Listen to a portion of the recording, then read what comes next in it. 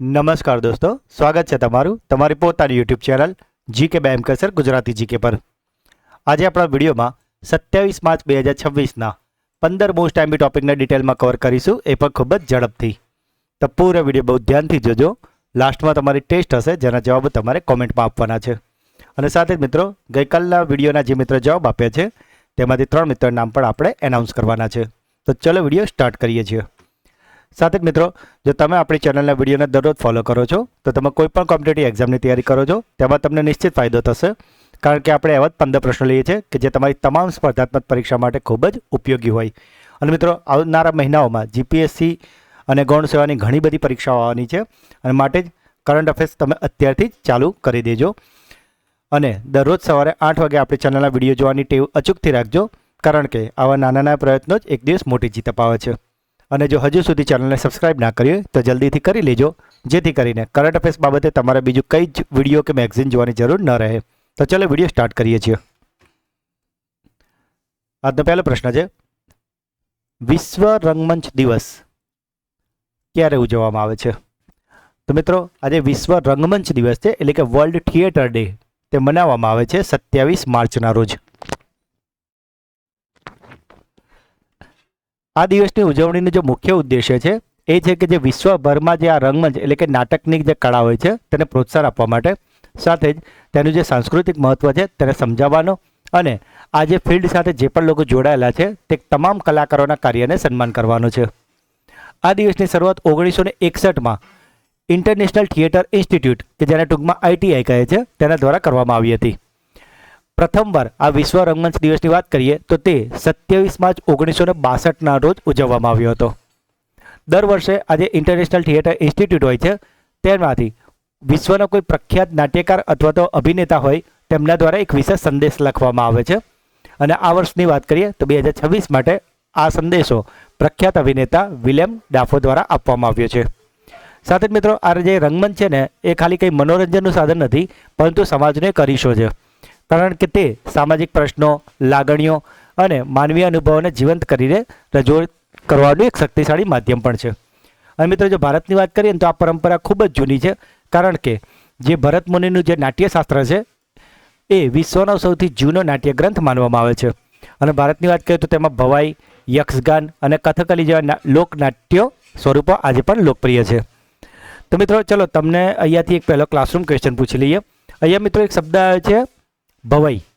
તો તમારે એ ભવાઈના જે પિતા કહેવાય ને એમનું નામ તમારે જણાવવાનું છે કે જેમણે ભવાઈની શરૂઆત કરી હતી. બહુ જ ઇઝી પ્રશ્ન છે, તમને તરત આવડી જશે. ગૂગલ ડીપ માઇન્ડના ચીફ સ્ટ્રેટેજી ઓફિસર તરીકે કોણ બન્યા છે? તો મિત્રો, આજે ગૂગલ ડીપ માઇન્ડ છે તેના ચીફ સ્ટ્રેટેજી ઓફિસર બની ગયા છે જસજીત સેંખો.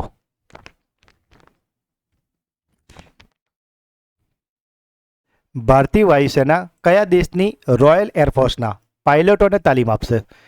તો મિત્રો, આ આપણા માટે ખૂબ જ ગર્વની વાત છે કે હવે વિદેશના જે પાયલોટ હોય છે તેમને આપણા ભારતીય જે વાયુસેના છે તે તેમને ટ્રેન કરી રહી છે. અને આ જે રોયલ એરફોર્સ છે કે જ્યારે ભારતીય વાયુસેના તાલીમ આપવાની છે તે છે બ્રિટનના. ઈસરોને આકાશા 300 3D પ્રિન્ટર સોંપનાર સ્ટાર્ટઅપ કયું છે? તો મિત્રો, આ જે સ્ટાર્ટઅપ છે કે જેણે એક પ્રિન્ટર બનાવ્યું છે જેનું નામ છે આકાશા 300 3D પ્રિન્ટર, અને જે તેમણે ઈસરોને આપ્યું છે, અને આ સ્ટાર્ટઅપનું નામ છે સ્પેસ ટાઈમ 4D. આકાશા 300ની વાત કરીએ તો તે એકદમ અદ્યતન કોલ્ડ સ્પ્રે એડિટિવ મેન્યુફેક્ચરિંગ એટલે કે CSAM ટેકનોલોજી પર આધારિત એક 3D પ્રિન્ટર છે. તેનો ઉપયોગ અવકાશ મિશન માટે, જટિલ ધાતુના ભાગો બનાવવા માટે અને રોકેટ એન્જિનના સમારકામ માટે કરવામાં આવશે. આ જે છે એ મેક ઇન ઇન્ડિયાના પહેલ હેઠળ અવકાશ ક્ષેત્રમાં સ્વદેશી તકનીકી ક્ષમતા દર્શાવે છે. અને આ પ્રિન્ટર પરંપરાગત ઉત્પાદન કરતાં ઘણું ઝડપી છે અને કાર્યક્ષમ છે. અને સાથે જ મિત્રો, વાત કરીએ કે આ સ્પેસ ટાઈમ 4Dની, તો તે કેરળનું એક સ્ટાર્ટઅપ છે. મિત્રો, જો હજુ સુધી વિડીયોને લાઇક ના કરી હોય તો અત્યારે જ કરી લેજો. ઓપન એઆઈએ એશિયા પેસિફિક કામગીરી માટે કોને MD તરીકે નિયુક્ત કર્યા છે? તો મિત્રો, આજે ઓપન એઆઈના જે MD એટલે કે મેનેજિંગ ડિરેક્ટર છે તે બની ગયા છે કિરણ મણી.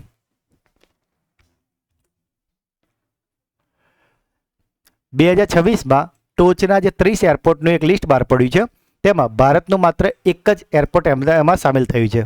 તો આ એરપોર્ટ કયું છે? તો મિત્રો આજે વર્લ્ડના જે 30 ટોપ એરપોર્ટ છે તેમાં ભારતનું એક માત્ર એરપોર્ટ છે દિલ્હીનું ઇન્દિરા ગાંધી આંતરરાષ્ટ્રીય એરપોર્ટ.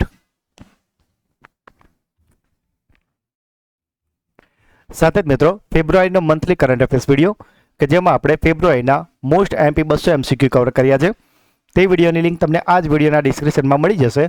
તો જો હજુ સુધી તમારા આ વિડીયો જોવાનો બાકી હોય તો આને અવશ્યથી જોઈ લેજો, જેથી કરીને ફેબ્રુઆરીના મંથલી કરંટ અફેર્સ બાબતે તમારે બીજું કંઈ જ જોવાની જરૂર ન પડે, કારણ કે આપણે આમાં એવા જ 200 પ્રશ્નો લીધા છે કે જે તમારી તમામ સ્પર્ધાત્મક પરીક્ષામાં ઉપયોગી થાય. 35મો સરસ્વતી સન્માન 2025 માટે કોને આપવામાં આવ્યો છે? તો મિત્રો આજે 35મો સરસ્વતી સન્માન છે તે આપવામાં આવે છે રામકુમાર મુખોપાધ્યાયને.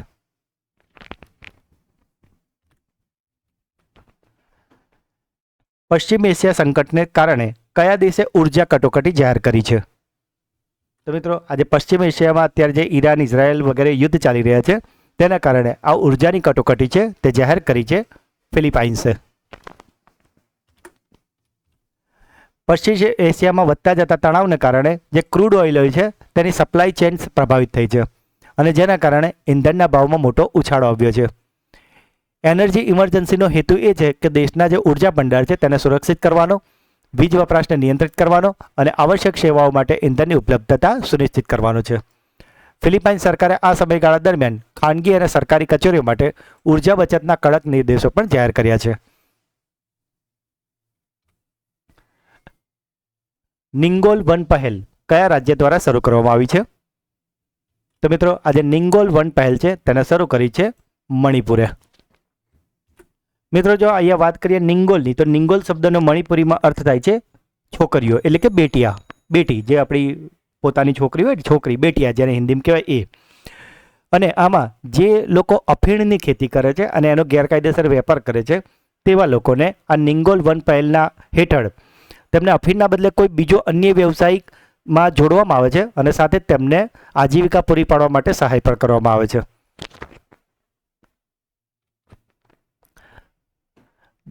DNPA એટલે કે ડિજિટલ ન્યૂઝ પબ્લિશર્સ એસોસિએશનના નવા અધ્યક્ષ કોણ બન્યા છે?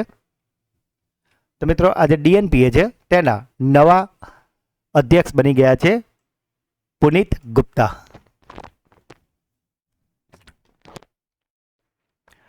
સ્કાયટ્રેક્સ 2026 મુજબ વિશ્વનું સૌથી શ્રેષ્ઠ એરપોર્ટ કયું છે? તો મિત્રો આજે સ્કાયટ્રેક્સનો 2026 માટેનો રિપોર્ટ આવ્યો છે. તેના અનુસાર આખા વર્લ્ડનું જે બેસ્ટ એરપોર્ટ છે તે છે સિંગાપુરનું ચાંગી ઇન્ટરનેશનલ એરપોર્ટ.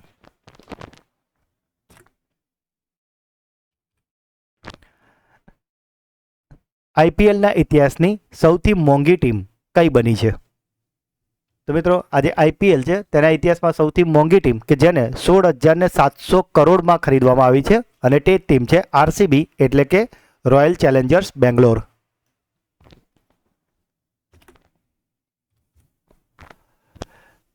મેક્સ નામની સ્વદેશી સુપર એપ કયા દેશે લોન્ચ કરી છે? તો મિત્રો આજે મેક્સ છે આવી સુપર એપને લોન્ચ કરી છે રશિયાએ. રશિયાએ તેના નેશનલ મેસેન્જર તરીકે આને રજૂ કરી છે મેક્સને, અને તેનો ઉદ્દેશ્ય પશ્ચિમી એપ્સ પરની તેમની નિર્ભરતા ઘટાડીને ડિજિટલ સાર્વભૌમત્વ પ્રાપ્ત કરવાનો છે. મિત્રો તમને ખ્યાલ જ હશે કે વોટ્સઅપ છે તેને ઓલરેડી રશિયાએ બેન કરી દીધું છે પોતાના દેશમાં, અને ત્યારથી ત્યાંના લોકો આ મેક્સ તરફ વધુ વળ્યા છે. કારણ કે આજે મેક્સ છે એક મેસેન્જર એપ નથી પરંતુ એક સુપર એપ છે, જેમાં મેસેજિંગ ઉપરાંત જે સરકારી સેવા હોય, ડિજિટલ આઈડી હોય, બેન્કિંગ હોય, ઈ કોમર્સ હોય કે પેમેન્ટ હોય, આ બધી જ સુવિધા તમને એક જ એપ્લિકેશનમાં મળી જાય છે. રશિયન સરકારે આને પ્રમોટ કરવા માટે 1 સપ્ટેમ્બર 2025 પછીના જે પણ સ્માર્ટફોન કે ટેબ્લેટ વેચાતા હતા તેમાં પહેલેથી જ આ એપને પ્રી ઇન્સ્ટોલ કરીને આપી હતી, અને માર્ચ 2026 સુધીમાં તો આ એપના વપરાશકર્તાઓની સંખ્યા 10 કરોડને પણ વટાવી ગઈ છે. સાથે જ મિત્રો છેલ્લા 4 મહિનાનું મંથલી કરંટ અફેર્સ કે જેમાં આપણે નવેમ્બર, ડિસેમ્બર, જાન્યુઆરી અને ફેબ્રુઆરીના મોસ્ટ MP 700 પ્રશ્નો કરાવ્યા છે. આ વિડીયોની લિંક તમને આ જ વિડીયોના ડિસ્ક્રિપ્શનમાં મળી જશે. તો મિત્રો તમારી જે પણ પરીક્ષા નેક્સ્ટ હોય એની આગળ આ વિડીયોને અવશ્યથી જોઈ લેજો, જેથી કરીને આ 700 પ્રશ્નોમાંથી તમારા કરંટ અફેર્સ આવવાના ચાન્સીસ પૂરેપૂરા છે અને કરંટ અફેર્સ બાબતે તમારે ખૂબ જ ઓછી મહેનતે કરંટ અફેર્સનો આખો સેશન તૈયાર થઈ જશે. એનર્જી સિક્યુરિટી કમિટીના વડા કોણ બન્યા છે? તો મિત્રો આજે એનર્જી સિક્યુરિટી કમિટી છે તેના નવા વડા બની ગયા છે નીરજ મિત્તલ.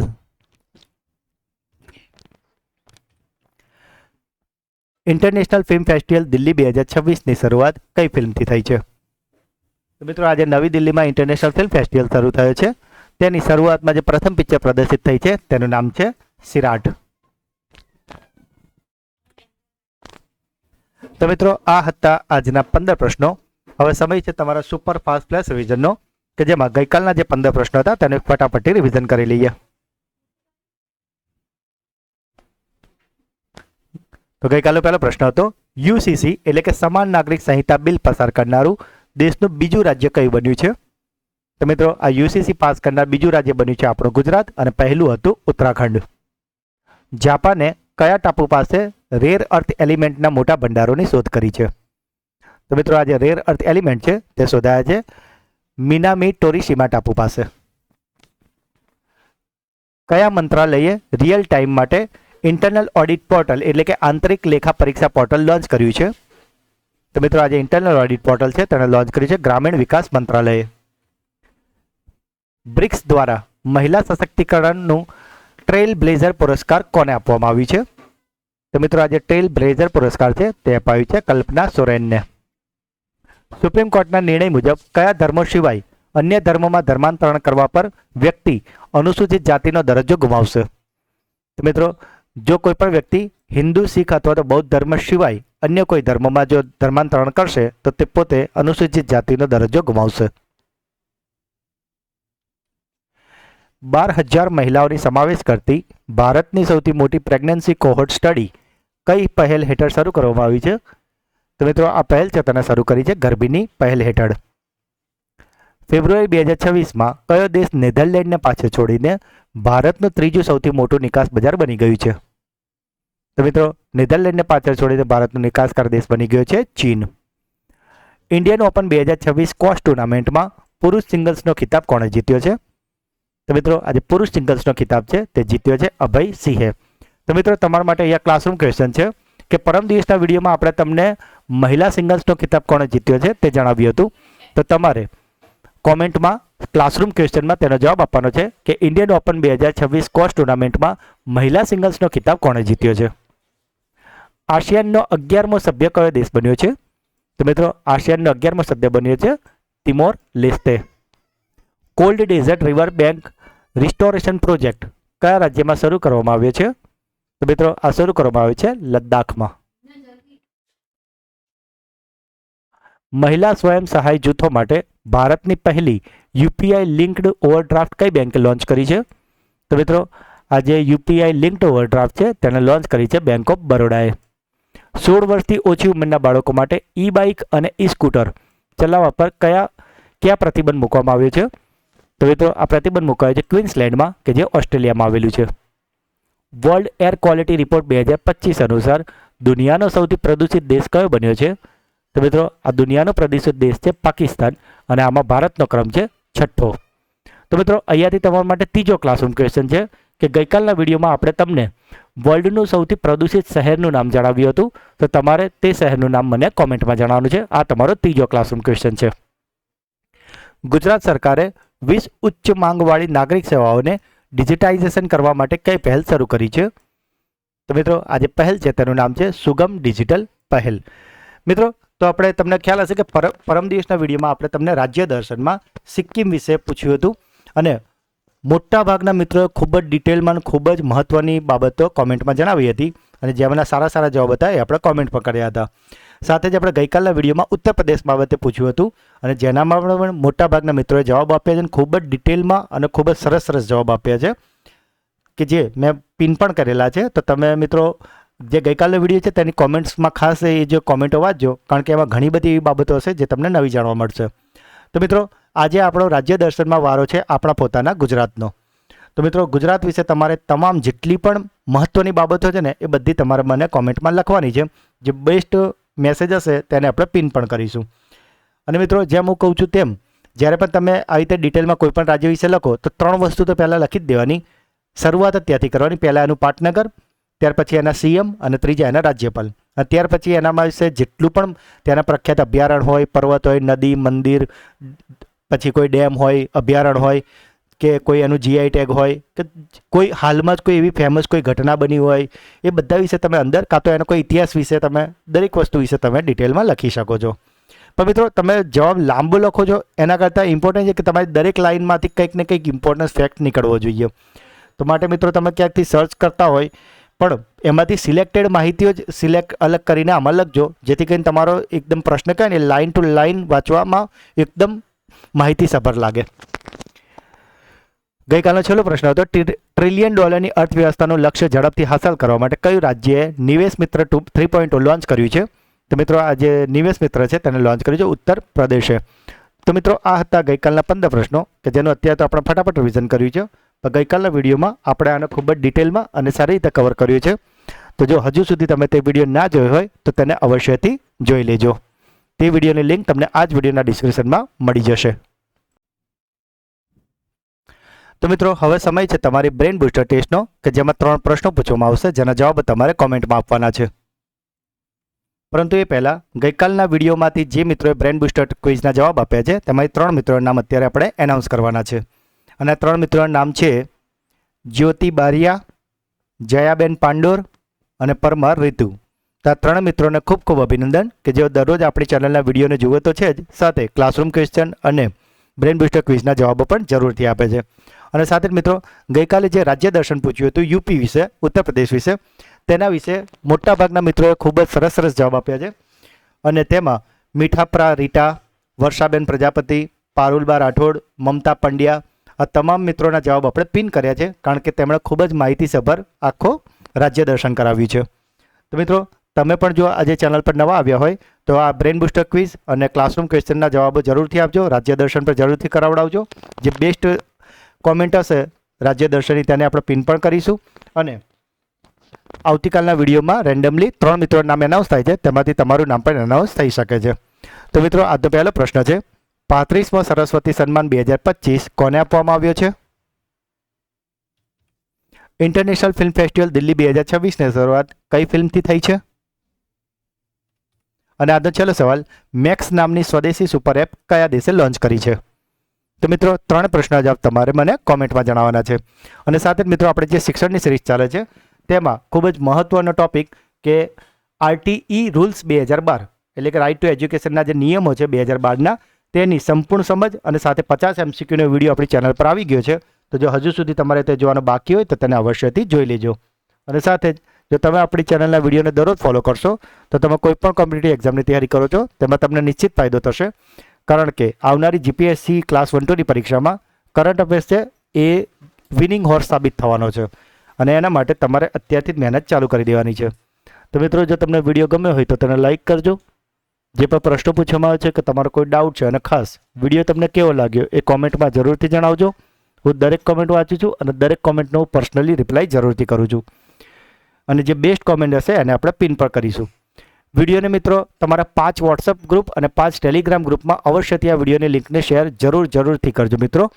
અને જો હજુ સુધી ચેનલને સબસ્ક્રાઇબ ના કરી હોય તો અત્યારે જ કરી લેજો. તો મિત્રો મળીએ છીએ એક નવા વિડીયોમાં. ત્યાં સુધી ભણતા રહો, આગળ વધતા રહો. જય હિન્દ, જય ભારત, જય ગુજરાત.